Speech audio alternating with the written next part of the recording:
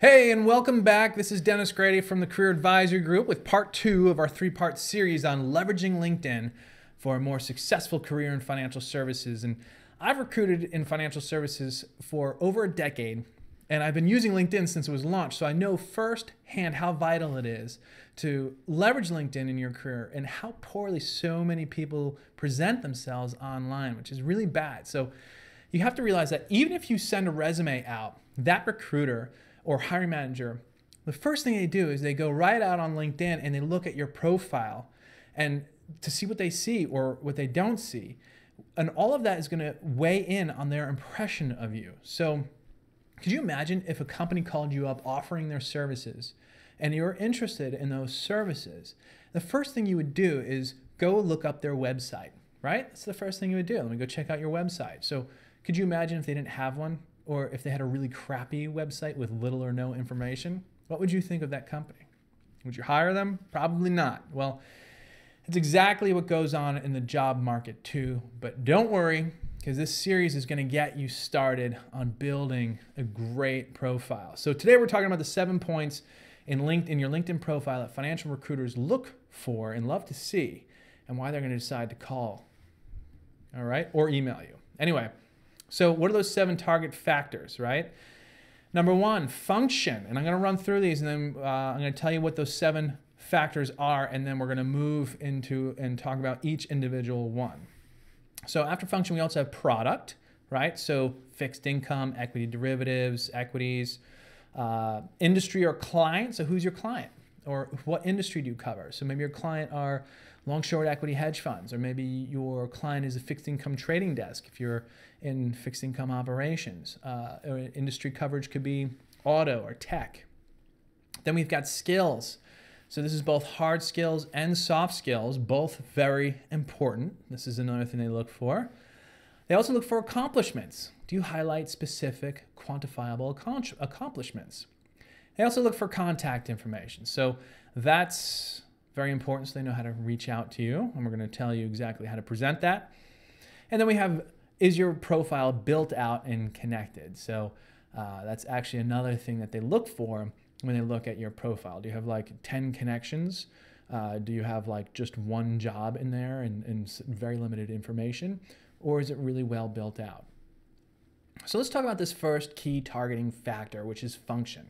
Now, I bring this up because a lot of people just put analyst, vice president, or senior associate, right? And that's good information. You want to include that information. However, that is not what people run searches on typically. They run a search on a function, right? So titles, number 1, are not apples to apples from company to company. So a vice president at Goldman Sachs in the investment bank is very different from a vice president in Citibank's wealth management team. So very different things. What you want to include is what you do functionally every day. So are you a client service person? Are you doing sales? Are you a trader? Are you building models? Are you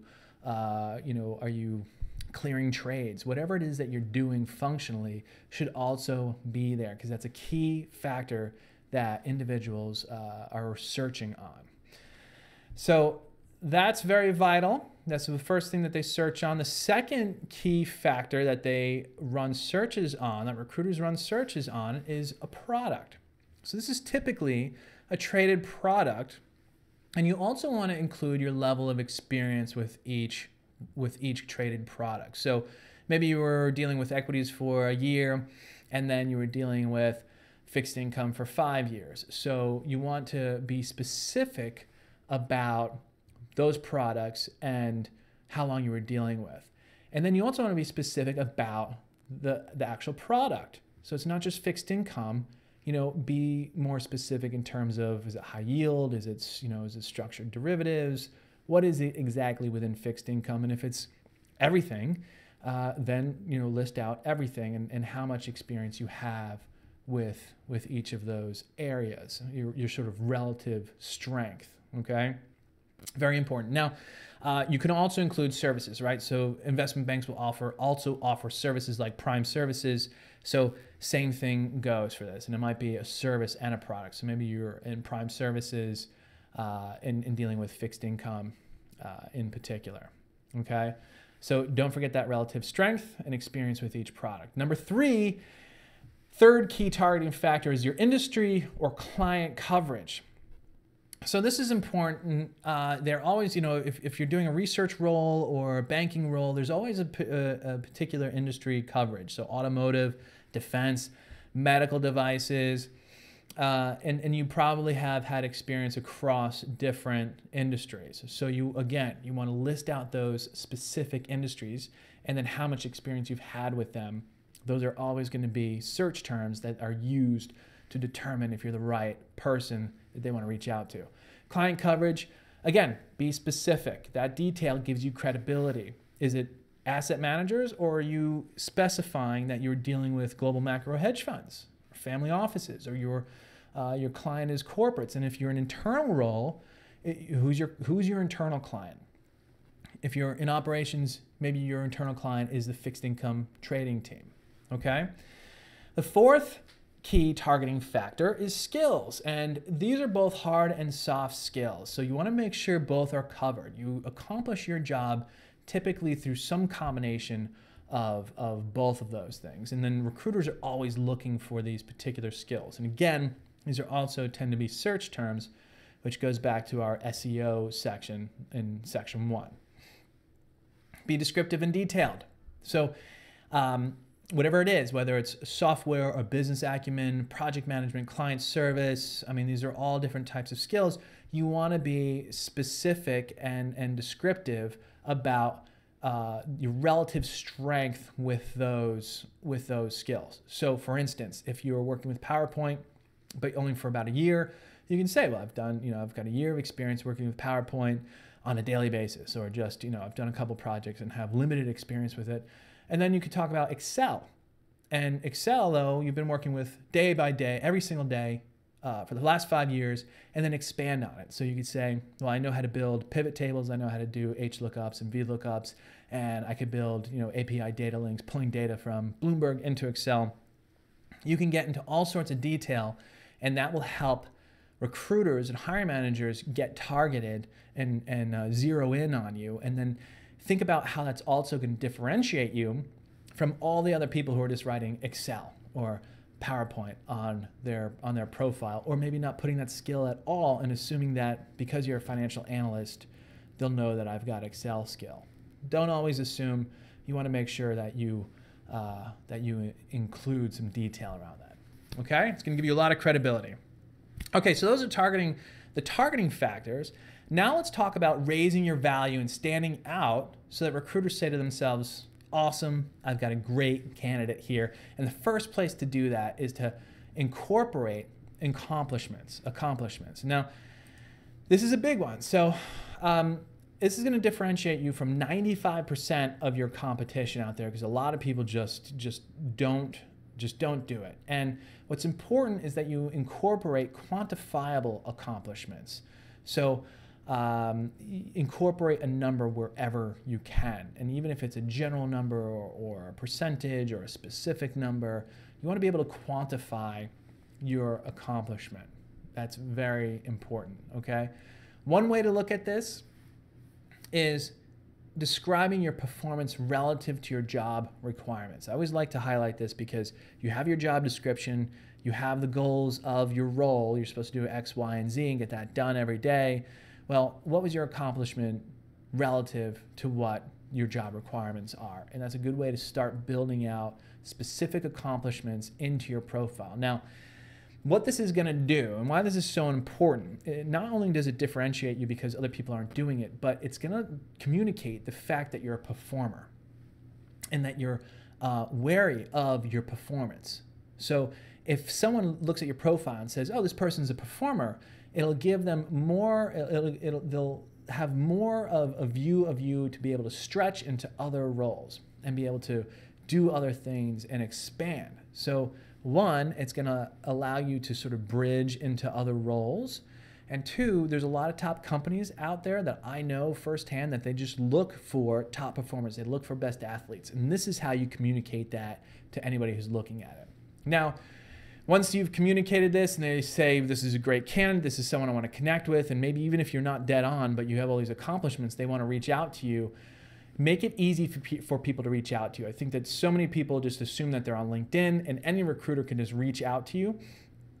And for the most part that they can, but they have in-mails and there's only a limited number of in-mails. So if you're on the border, they may say, well, I'm not going to necessarily reach out to this person right now. Maybe I'll come back to them. Provide your information. If your email's there, it's not going to cost them any money to reach out to you, so they'll just go ahead and send you an email, okay? Now, create a separate email for your use on LinkedIn, because if you incorporate an email, you're probably going to get some spam on there. You don't want that going into your, your main account. So create a separate Gmail account, put it on your LinkedIn profile, and if you want to incorporate a phone number or that sort of information, that's great too. And what this will also do is you can detail when and where to contact you. So if you don't want to be contacted at work, incorporate your contact information in your LinkedIn profile and say, call me on this number after 6 o'clock, or during this time, or don't contact me at work. Please send me an email to this spot right here, right? So this avoids you getting contacted at work, which can be an issue. All right, building out your profile and getting connected. Now, this is also important. This is something that recruiters look at all the time, and it will tell them that you're an opportunistic professional and that you know what you can offer and that you're out there. You know how to communicate your skills. You can communicate and market your accomplishments. So look at these things. A lot of times you might find somebody on LinkedIn and their profile's not built out. They're not very well connected. And frankly, it's a turnoff. A lot of recruiters will just pass over that person, even if there's a few things that on there that might be of interest. It'll tell them that this person's probably not on LinkedIn that often. If I send them an in-mail, they may or may not get it. So I may end up losing access to that in-mail for a little bit. But if you're built out and you're well connected, it's going to attract more opportunities to you, and recruiters will much more quickly want to reach out to you. So those are the 7 things. Let's go through real quick what the key takeaways are. Number 1, there are 4 key targeting factors that recruiters search on. Make sure that those are present in your profile every single time. Differentiate with quantifiable accomplishments, evidence of your performance. So accomplishments is super important. Not many people do it. Just doing it alone not only is going to make you stand out, it's going to differentiate you from a lot of other people that you're competing with. And then lastly, provide your contact information. Make it easy for people to reach out to you. Just, take the friction out of the system, and you're going to get more opportunities coming your way. Build out and connect your profile. That sends the right message, and that just kind of goes without saying. But make sure you do it, okay? So those are the 7 points and the things that you need to take away. Coming up is part 3, which are the biggest mistakes that you need to avoid. These are the red flags and the pitfalls that are limiting your opportunities on LinkedIn. So that's part 3. That's coming up. I hope you're enjoying this. Put this stuff to work. It's going to have an impact. All right, have a great day.